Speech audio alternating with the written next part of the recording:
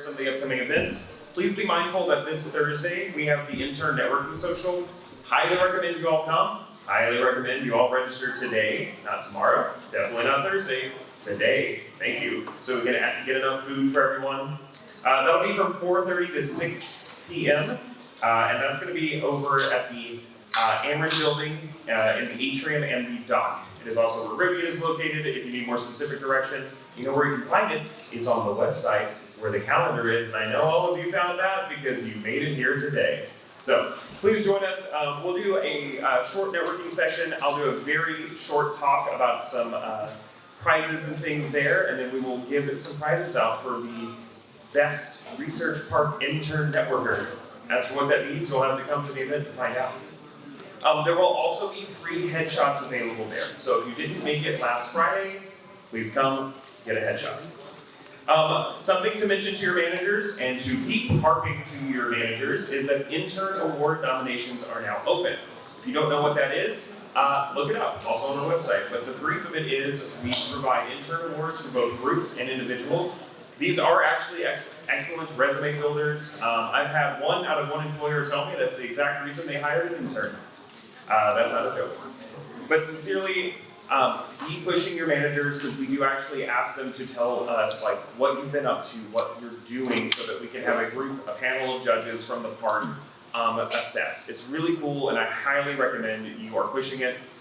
Nominations close on July 15th. Last thing, please be mindful that Fire at Fives happen monthly, and we have another one coming up on June 26th. It is one of our largest summer gatherings. We often have over 100 people there. There are games, live music, sometimes not live music as well, face painting, s'more stations, all kinds. We also recommend you encourage your full-time friends at your companies to come as well, and it is family friendly. Please, again, be mindful to register well in advance because feeding 125 people is a lot more difficult than it looks. So, to kick things off, I'm excited to introduce our featured speaker today, Professor Leanne Cunningham. She has spent over 25 years helping people and organizations communicate better. She holds degrees in speech communication and organizational communication, has worked with television broadcast, professional athletes, nonprofit managers, job seekers, and all sorts of people to prepare them for media appearances, job interviews, and professional presentations. She has extensive experience and is the Director of Internships and Career Opportunities at the Department of Communications. We are extremely lucky to have her, so please give her a round of applause. Thank you very much, and good afternoon. I'm happy to see you all here. So, let's get started. I want to ask you a question, and that is, think of someone, whether it's a real person or a fictional character, that you think is a good example of professionalism. So just think for a moment. And I want you to kind of pick apart some of the characteristics of that person. What are some things about that person that make you think that they are a good example of a professional? And I'd love to hear what some of the characteristics are. You can tell me your person or not, that's up to you. I'm more interested in the characteristics. What are some characteristics of a good professional person? Yes? Punctuality. Punctuality, okay, absolutely. Absolutely, you guys did great with that today. What else? Yes? Be confident, sure. Yes? Being introspective, okay. Reflecting on their experiences, sure. What else? What else does a good professional do? How do they present themselves? How do they come across? Yes? Good at communication. Say that again? Good at communication. Good at communication, absolutely. Absolutely. Okay, anybody else? Yes? Dressed appropriately for the job. Absolutely, they're dressed appropriately for the job. Yes? Respectful of others. Respectful of others, sure, absolutely. All right, so you guys have some really good qualities here. And so I will point out that, you're all students, right? So in your coursework, you're working on how to develop your professional capabilities in terms of your subject matter. Like if you're an engineering student, you're learning how to be an engineer, right? Today, in this presentation, we're going to focus on how to cultivate and project an image of a professional person, and some of the things that go into that. And specifically, we're going to talk about, we're going to focus on a concept called impression management. And that's simply defined as the communication strategies that people use to influence how others view them. You know, we all care about what other people think of us in a professional environment, right? You get promoted, you get hired because people have a good opinion of you. So there are things you can do to make that happen, and that's what we're going to talk about. And specifically, we're going to break this down into 3 elements, and I'll explain each of them in turn. Appearance, setting, and manner. And I've got a little star next to manner because that's what we're going to spend the most time on, because that's more about behavior. Now, I'm going to pause here because sometimes when I talk about impression management, people ask questions like, can't I just be myself? Does this mean being fake? And no, it doesn't mean being fake, okay?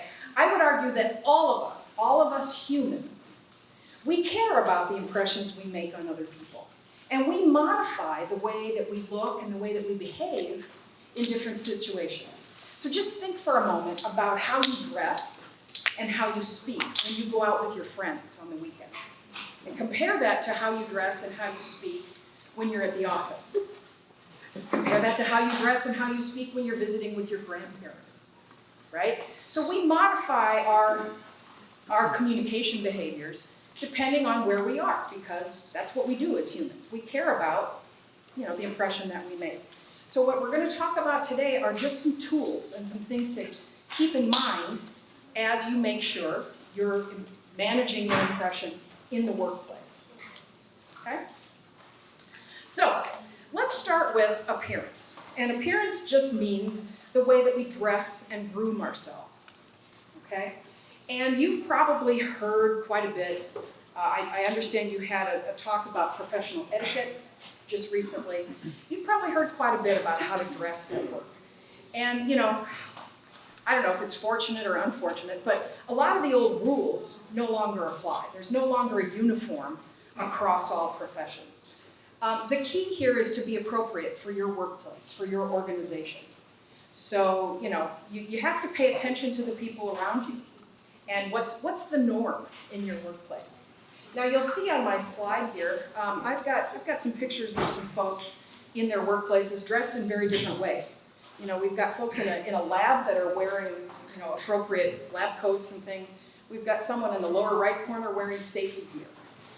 So, you know, you may have to dress a certain way because that's the rule, or that keeps you safe. We also have a gentleman looking very, very dapper in a suit. Maybe that was the old uniform. I don't think that's the case anymore. You don't really have to have the fancy suit to look appropriate at work. But what we have on the slide are a few general guidelines. You know, you want your clothing to fit well, you want it to be clean, you want it to look, you know, unwrinkled, in good shape. You want to keep your hair and your other aspects of grooming sort of moderate. The key here is to fit the norms of the organization you work with, right? You want to look like you belong there, okay? And so that's kind of the guiding principle. And if you have doubts, if you have questions, look around at the people around you. Not just your fellow interns, but maybe look at the people who are one level up. And just take a look. How formally or informally do people dress? And try to make sure that you fit in. I also want to point out that sometimes the way we dress makes us feel a certain way, right? So if dressing up a little bit just makes you feel a little more on the ball, a little bit more professional, then do it, okay? So dressing is not just about the image that we project to others, but it's about how we kind of get ourselves motivated to do our jobs. So this is what we're referring to with appearance. We want to look and feel competent, smart, and presentable. You don't ever want your boss or your supervisor to hesitate at the thought of putting you with a client or a customer, right? You don't want them to doubt.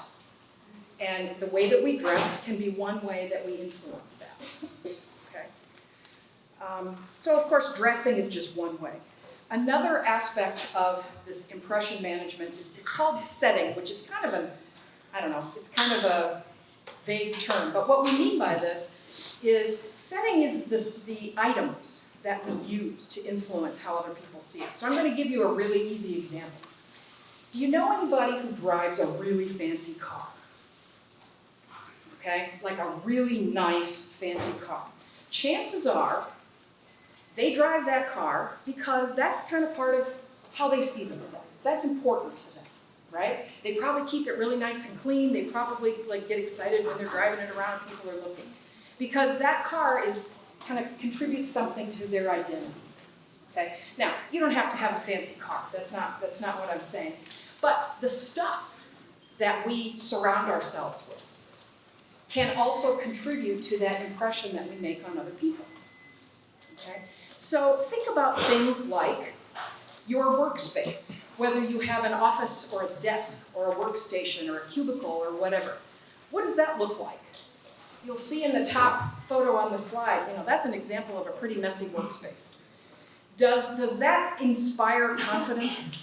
Does that look like a place where a really organized person works? No.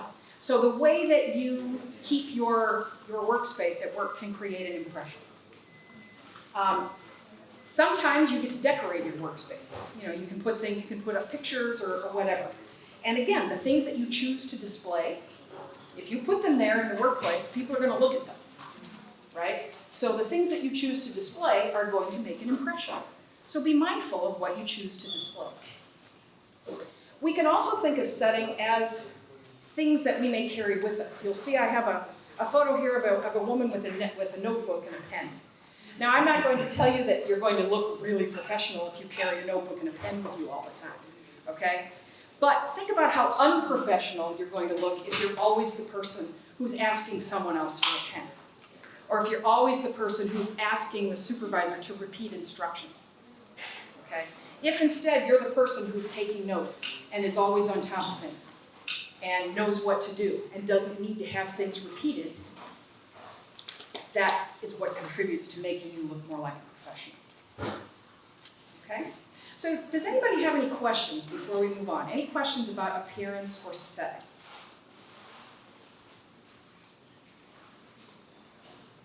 All right, well, if you think of something later, that's all right, just let me know. So let's move on then to this third piece, which is called manner. And so whereas appearance and setting had to do with objects or items like clothing and notebooks and whatever, manner has to do with communication behaviors. Okay? This is how we conduct ourselves when we're communicating with other people. And we can break this down into three major areas: our nonverbal behavior, our verbal behavior, and then our written, and in this case I'm going to focus a lot on email because it's probably how you spend a fair amount of your time. So let's talk first about nonverbal communication. This has to do with what our body is doing when we're communicating with other people. Things like, are you looking at people when you talk to them? Are you making eye contact? What does your facial expression look like? Do you gesture? Do you move your body when you talk? And your posture. Do you stand up? Do you look like you're being attentive? And this is going to vary from person to person. We all have our personal styles. When I was a little kid, my grandfather came up to me one time when I was talking to one of my cousins. He took my hands and held them behind my back, and he said, "Okay, now talk." And he was teasing me, of course, because I've always been someone who talks with my hands. That's just who I am. So I'm not telling you need to not be who you are, but obviously if I was up here, fidgeting with my hair or my clothing or, just messing with stuff all the time, that kind of makes an impression of someone who's not very confident, right? The goal here is to make sure that you look ready to work, right? So when we think about these nonverbals, when you're having a conversation with someone and you're making eye contact, that makes you look engaged, right? It makes it easier to participate in the conversation. Fewer distractions, right? Your posture, if you're standing up or sitting up, straight, you look a little more alert and ready to work. Look a little more on the ball, okay? our young woman in the lower photo does not look on the ball or ready to work, right? So we've got issues with posture and eye contact and facial expression and all of this. So the key here is to be mindful of how your body is looking when you're at work. Are you paying attention? Do you look, like you're engaged? Now I've got a photo here of somebody with a phone. And I bring up the phone just because I see it a lot in my students. We all want to be on our phones, and there's a lot going on the phones. I get it. But I want to point out a couple things about, having the phone in front of you. Number one is that it impedes eye contact, right? You can't be making eye contact with another person if you've got your phone in front of your face. So that's kind of cutting off what could be a very valuable type of communication. If we're looking at the person we're talking to, we can learn a lot, right? From the way that, they're using their face and their body. And so you don't want to impede the eye contact, especially too if you're at meetings or, you don't want to be the person who's in the corner on the phone all the time. Even if you're listening, even if your attention really is on what's going on in the meeting, you don't look like you're paying attention, you're on your phone, okay? So, if I'm a teacher in a classroom and I'm seeing students on their phone, I'm not assuming that they're listening to me. I'm assuming that they're doing pretty much anything else, right? Your boss is probably making similar assumptions if they see you on your phone during meetings and class. So be mindful of that. Another thing I'll point out is when you're an intern, one of your goals, I'm sure, is to make good contacts. Like to expand your professional network, meet people that might be able to hire you in the future, and you want to make a good impression. And part of that impression is being personable, right?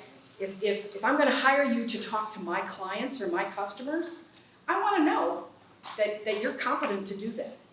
And so showing some good nonverbals, being able to control your body and show that you're engaged and interested and thinking, that's an important skill.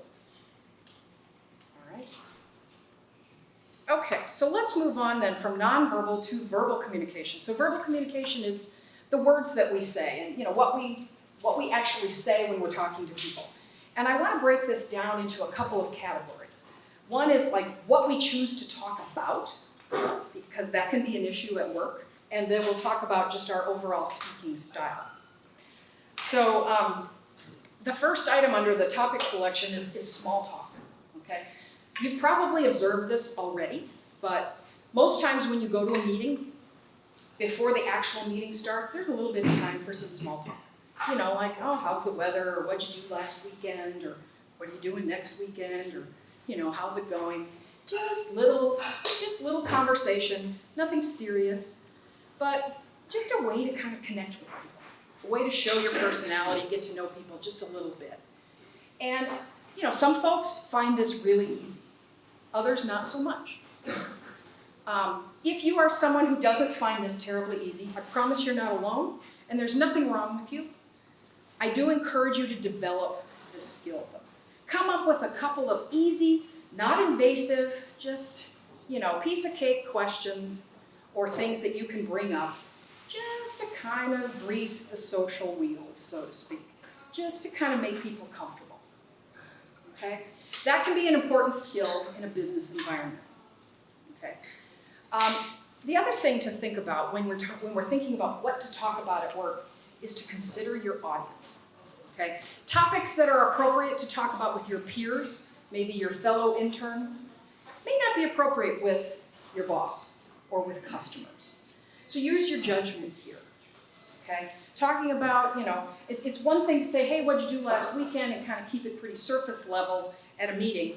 And then, if you're having lunch with a fellow intern, you want to go into detail about something like that, that's fine. You might not do that with your boss, and probably not with a client.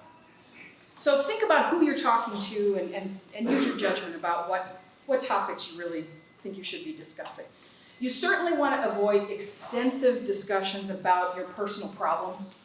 I mean, I know sometimes things happen, you need to go to your boss, you need help, you need guidance, but we've all met that person who spends all their time at work talking about, their personal problems, and it's not professional. It's not particularly interesting after a while. It makes a bad impression, okay? And obviously, you don't need me to tell you this, but you want to avoid things that are clearly not suitable for work. All right, if you wouldn't talk to your mother or your grandmother about it, don't bring it up at work, okay? You can kind of kill your reputation pretty quickly with things like that, so be careful. What happened here? There we go. We're back. Okay. So we've talked a little bit about topic selection. Let's talk a little bit now about professional style. When we're speaking to people, what are some things to keep in mind?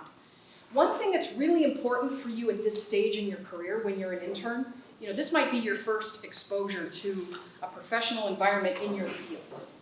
And so one of your major jobs here is to learn the specialized vocabulary. If there are certain words or acronyms or jargon, certain terms that people outside of your industry or organization might not know, but people in your company seem to use a lot, you need to figure those out. You need to learn those, okay? Because if you don't, you might have a hard time following conversations in meetings. So spend some time and effort learning that specialized vocabulary that you need. That'll help you. And if you can learn that quickly, you get a leg up on folks who struggle with that. You also want to pay attention to what we call verbal fillers. Those words like and like, and everybody uses them. And I'm not saying you have to eliminate them completely because that's kind of hard. But the more verbal fillers you use, the less certain you sound. If every other word is an or a like, I sound like I'm really trying to figure out what to say. I don't sound very confident. So if you can work on that, it will make you sound more professional. Now, I wish I had the magic trick for that. If I did, I would be an extremely wealthy woman. But the best advice I can give you is to remember that oftentimes we use fillers because we need a second to figure out what to say next. And as humans, generally, we are terrified of silence, right? So we fill that silence, and we kind of tell ourselves that they won't know that I need to think because I filled that with a word like It's not true. I want to reassure you that most people will not even notice if you pause for a second or two. It might even make you sound more wise. So if you can train yourself to stop talking for a second instead of saying you're going to sound more professional. You're going to sound more sure of yourself. This is a process. This isn't going to happen overnight. But this is something that you could work on, and it would be worth your time to work on if this is a problem that you have. Okay? All right, one more thing I'll point out about verbal styles. Pay attention to your grammar, especially if English is not your first language. It's not unusual to make a mistake on occasion, but if you are someone who doesn't speak well because you don't seem to understand grammar, you might be really, really smart. You might be really, really good at your job, and it might be a little harder for people to see that because they may make a judgment about you based on your grammar. It's not fair, but again, if this is something that you struggle with, work on it. Any questions about the verbal communication piece? All right, let's shift our focus then to written communication and specifically email. How many of you write emails routinely in your internship work? Okay, how many of you write emails as students? Yeah, okay. So emailing is one of those things that at least as a professor, I'm in a position to see, to really tell the difference between students who do this well and students who do not. So we're going to talk a bit about email because this is a great way to make an impression not only on your supervisor and the people in your organization, but sometimes even beyond. So the first step is figure out, is an email the best channel for whatever it is I need to accomplish? Is an email the best way to send the message I need to send? Sometimes if you need an answer on something right away, email is not a good choice, right? Because you may have a supervisor or a colleague who only checks their email a couple of times a day. So be a little bit strategic. If you need an answer right now, maybe a text or a Slack message, or even, get up and go and find them and ask them the question if you need something right away. Email can be good though. If you have a message that needs to get out to multiple people, it's very efficient that way. Certainly if you have something that people might want to look back at in the future, whether it needs to be archived officially or just for people to reference. If you have a meeting with 3 or 4 other colleagues and you make some decisions about who's going to do what, and you type that summary up in an email, then people can go back and look at that email and be reminded of what they said they would do. So email is a great tool for that.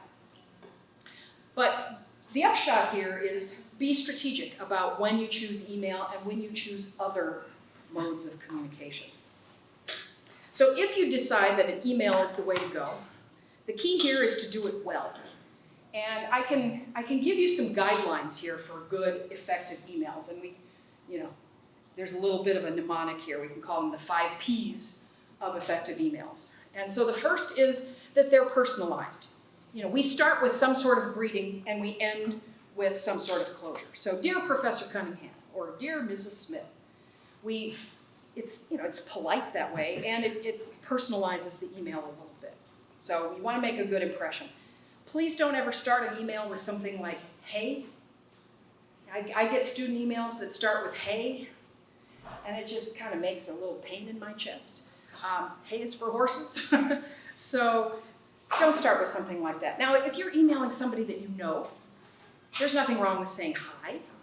Okay, that's not hey. And you can certainly get a little bit less formal if you have an email chain that's going back and forth. But for that initial email, don't forget a nice greeting and a nice closure.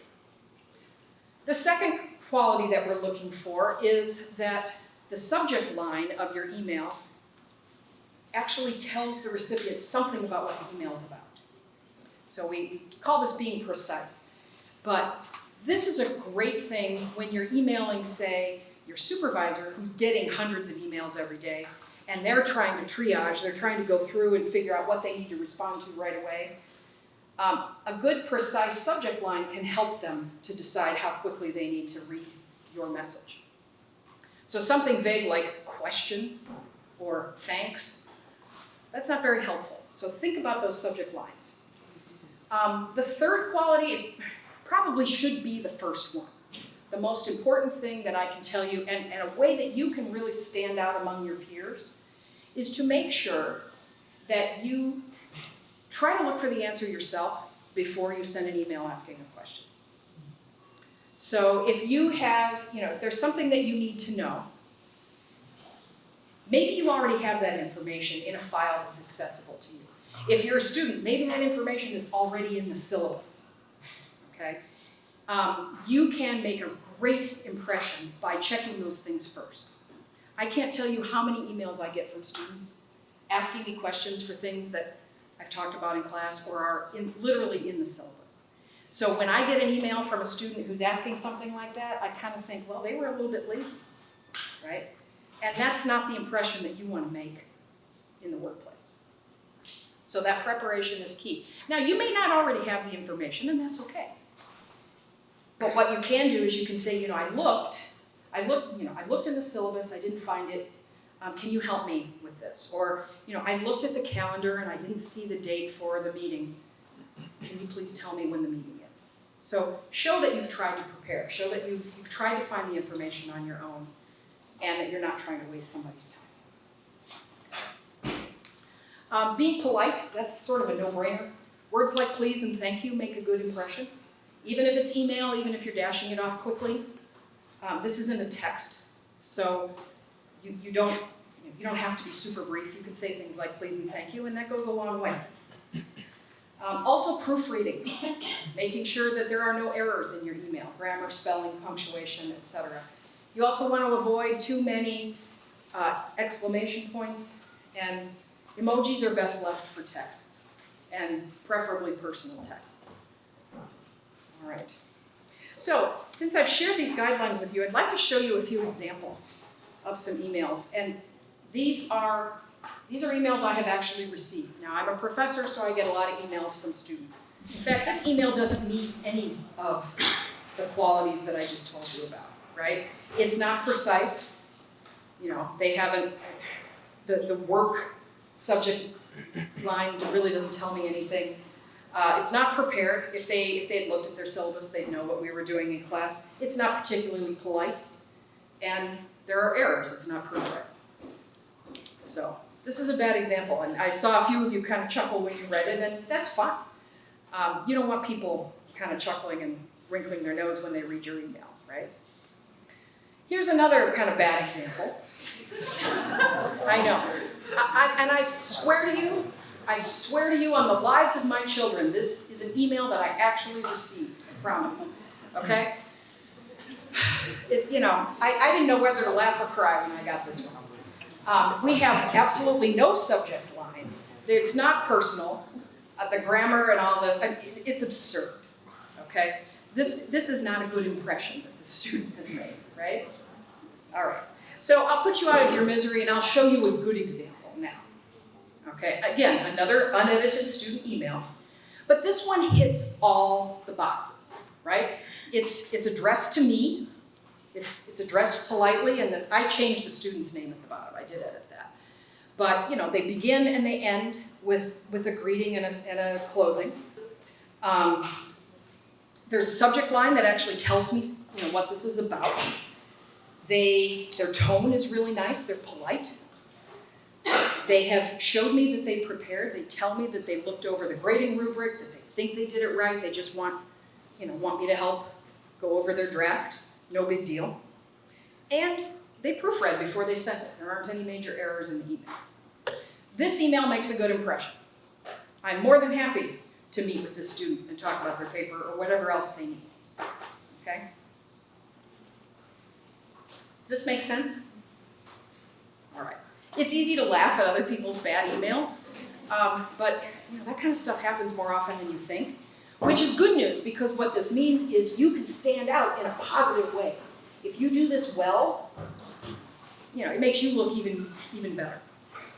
So let's move on to some other email sort of concerns real quick. One is this idea of who's going to read your email. So when we compose an email, we usually think about the person who's sending it. That's what we call our primary audience. So if you're sending something to your supervisor, you're going to probably tailor that email to that supervisor. And there are some criteria on the slide for some things to think about in terms of how much background information do I need to include and stuff like that. I encourage you to take it to the next level though and also consider a potential secondary audience. So a secondary audience is maybe a client that your supervisor could forward your email to. Or maybe another member of the team that your supervisor could send that to.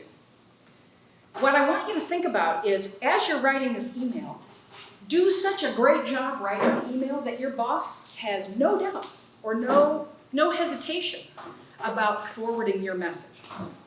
If, on the other hand, your boss has to clean it all up and correct errors and make it sound good and all of that before they can send it, that's a lot of extra work. Okay? So if you can write really good emails, even just to one person, that they can easily forward to the next level, you're going to make a really good impression, right? Because you're saving your supervisor some work. So be mindful of that. Think about those secondary audiences and how you can make your supervisor's life easy. All right, real quick question. Any of you typically use email? Or typically use AI when you're writing emails? Okay, all right. I saw your hand. Do you mind telling me, how do you do that? Or what parts of it do you use AI for? I write the main draft on my own and just to make it seem more professional, I just, ask the AI to do it, I guess. Okay, so you use AI as an editor? Yeah. Okay, fantastic. Using AI as an editor or to come up with a first draft can be a good use of that tool. Where you run into trouble though is people that completely outsource this to AI. There are all kinds of issues. The obvious ones are errors and hallucinations. We all know that sometimes AI gets it wrong. And so if you let AI write your emails and you just send them, that could be really embarrassing if you're not careful. One other thing that I want to point out that's a little bit more subtle though, is when you're an intern and I would imagine that many of you are hoping that this internship experience will maybe get you invited back for a full-time job in the future, or at least help you, network with people who can help you get a job in the future. For that to happen, you need to stand out, right? You need to be, you need to let people kind of get to know you. And part of standing out is making sure that your communications reflect your voice. So the problem with AI is, everything sounds a little bit the same. So you don't want your communications to sound like everybody else's if your goal is to stand out. However, using it as, if you just want something to help you get your thoughts together, or if you want something to help you proofread, that's a perfectly fine use of AI. Just don't outsource your whole job to this. So, kind of reaching sort of the end of our time. So just to summarize, some major takeaways from today is you can communicate your professionalism through your appearance, which is your clothing and the way you groom yourself, your setting, which is your stuff and how you manage your surroundings, and then your manner, which is your nonverbal, verbal, and written communication. And I will end with a quick little quote. You've all heard this before, but Will Rogers once famously said, "You never get a second chance to make a first impression." So pay attention to these things, and you can make a great first impression and hopefully leverage this internship experience into the start of a fantastic career. I'm happy to take any questions you have at this point. You've all been very attentive, and I appreciate that. But is there anything that you want to ask about?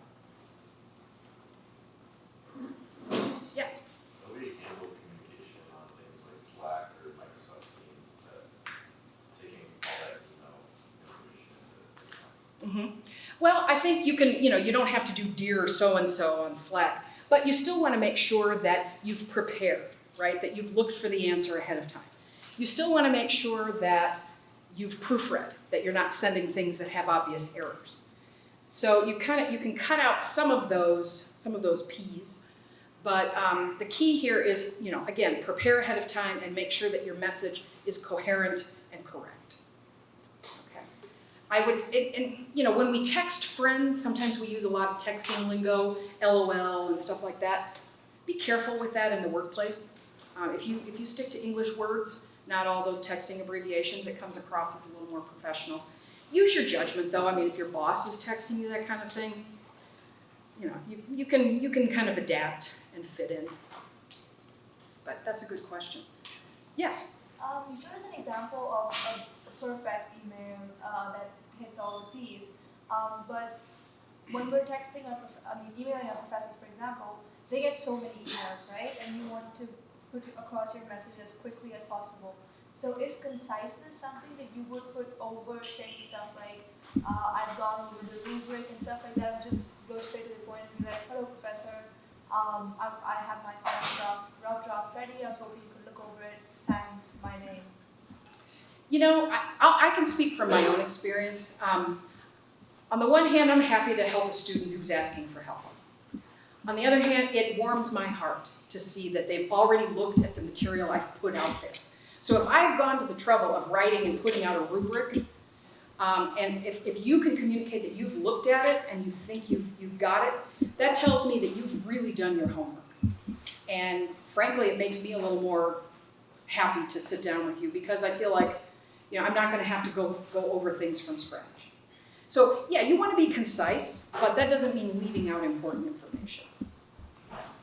Does that answer your question? It does. It's just that you're always worried that, because it's too long an email, they might not go over it and they might just skip it or skim it and not really try to get to the point. Yeah, I mean, you don't have to go into a ton of detail. You don't have to say I looked over the rubric and I think I hit these 5 items, but these other you don't have to go into detail. But just showing that you've done your homework, showing that you have used the resources that I've already put out there for you, that communicates a certain respect for my work. And so I think that's worth the extra sentence or 2. Okay. Okay? Just one more separate question. When you're emailing a lot of people, do you say, when you say hello all, do you name or Sure. name? Hello, everybody, good morning, good afternoon, something like that. I mean, you're not gonna greet everybody by name. You know, it could be, hello, you know, web team, or whatever, some sort of a greeting. Okay. Yes? Are you a supporter of like how many blocks of text, so breaking it up into spots instead of like a longer, when do you split it into a new line? On an email? Yeah.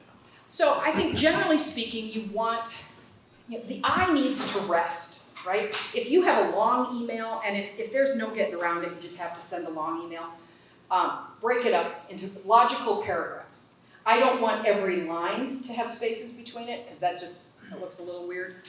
But logical paragraphs that make sense are the way to go there.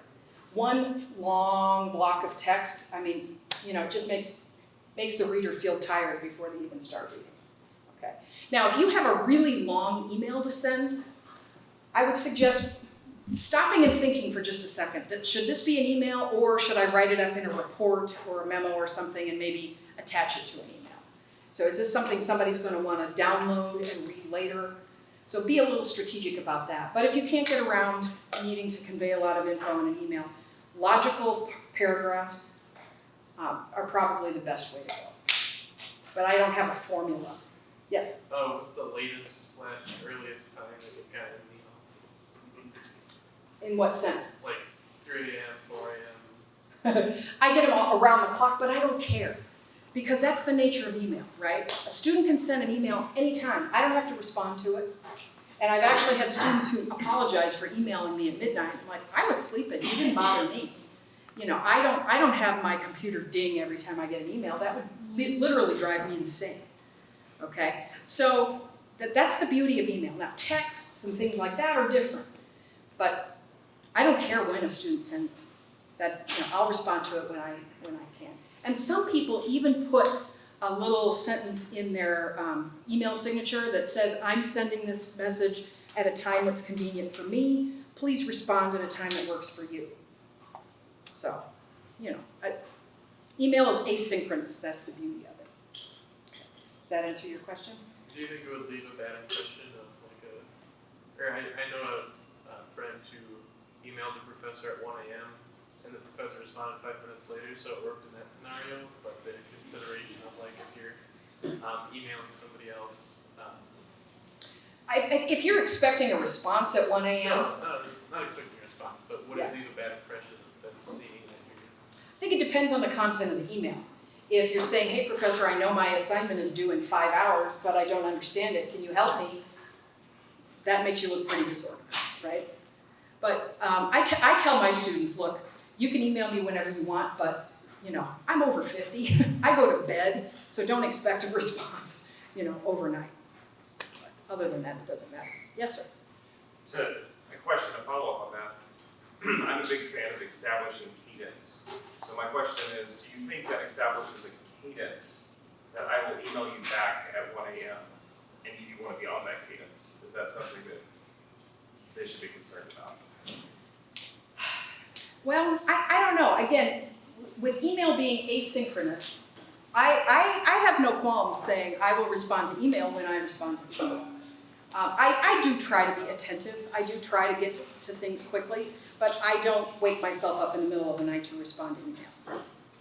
So, maybe with some folks it would, but I need my sleep. I'm sorry. So if you don't want to get an email at 1. Yeah. Yes. Any tips on getting a good voicemail? Think first, before you actually call. Think about what you want to say. Try to be as brief as possible and try to be really clear. And I like it when people tell me their name at the beginning and then also at the end and give me their phone number if they want me to call back or something like that. I think, generally speaking, you want to make it really easy for people to understand your message and to respond in the way that you need it. So, and again, if you're trying to convey a whole bunch of information, think about if voicemail is the best way. Maybe you send a really, a longer email and you leave a voicemail saying, I just sent you an email with the details, but, just wanted to give you a heads up that, the meeting got changed for tomorrow or something like that. But be brief, be clear, speak clearly. Don't make somebody listen to it over and over, and leave your phone number. Anything else? Yes? With like the rise of like working from home and like hybrid schedules, do you have any advice on how to stand out in the environment? Ooh, that's a good question. You're right, that is becoming more and more popular, although some companies kind of pull back. But again, just like in an in-person workspace, you want to communicate that you are engaged, that you're available, that you're there in every way except physically. So even little things like if you're in a Zoom or a Teams meeting, leave your camera on, right? It is just demoralizing to talk to a grid of black squares, right? It's exhausting. So if you're in a meeting, have your camera on. If you work out of your bedroom and it's cramped or it's messy and you don't want to show it, put up there's all kinds of virtual backgrounds now. But show your face and pretend like you're there. I mean, you're not in the room. It would be really easy to get distracted and, looking away and on your phone or whatever. Behave as though you're in the room. I will point out something too, and you may know this, but you may not. If you want to look like you're making eye contact in a virtual meeting, looking at the person's face on the screen is not necessarily going to do it. You need to look at the camera. And that can be really awkward to start with, because you may be, trying to look like you're making eye contact and you're actually looking, away from their image. But if you want people to think you're looking at them, look at your camera. Don't necessarily look at their face. But, a lot of the same behaviors, right? Be prompt, make sure that you're available when you're supposed to be available, show your face whenever possible. And, I think those would be the big ones. Thank you. You're welcome.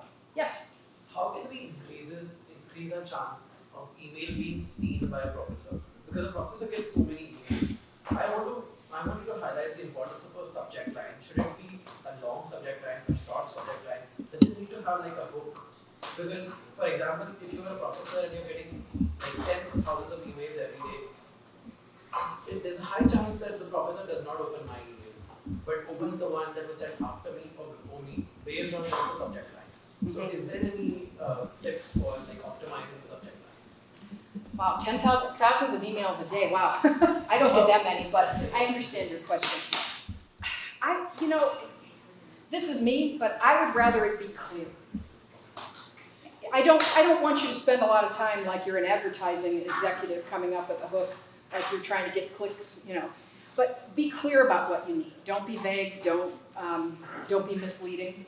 Don't tell me it's an emergency if it's not an emergency, for example.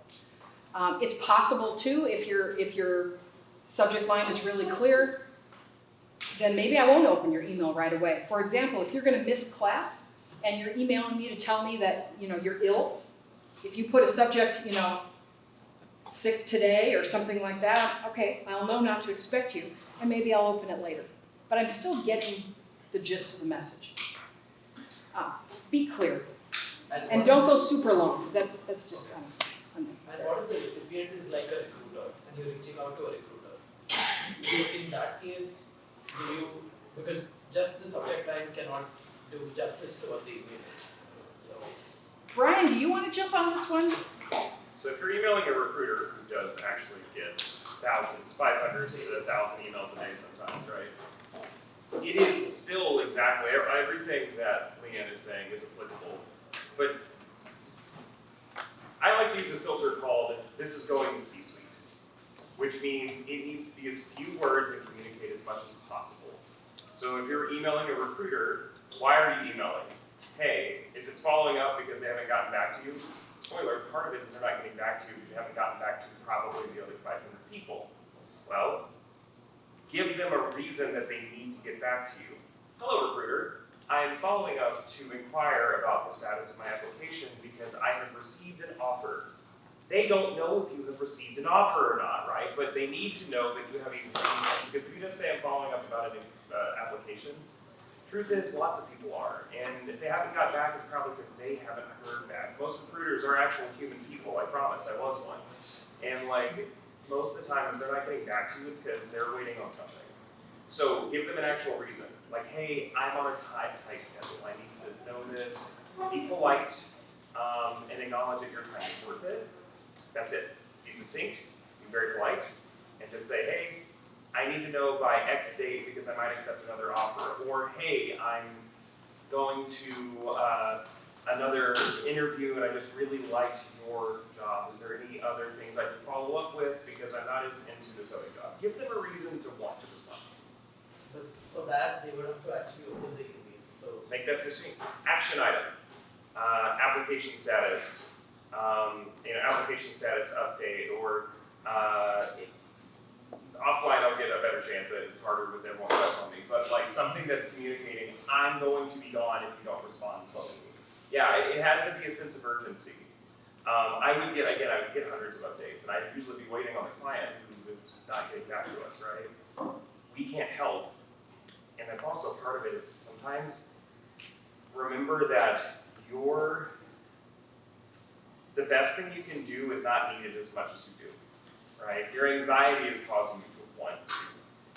And that's okay, but also let yourself have that and take a moment and go, is this going to help? If I know that they said they were going to get back to me in 2 weeks and they haven't, my chance I'm actually getting this internship that much higher if I send this email, or did I communicate clearly with them? Are you in a third round interview versus first round?